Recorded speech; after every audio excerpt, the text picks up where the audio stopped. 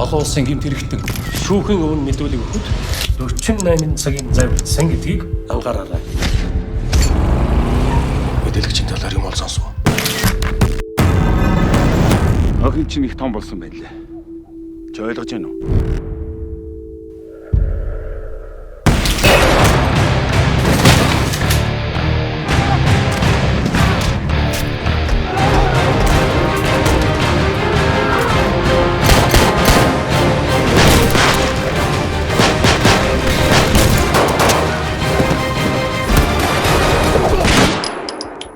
Энд гэр чалга.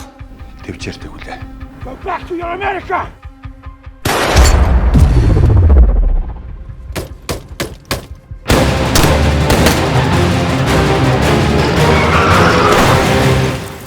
Я тебя убью. Давай.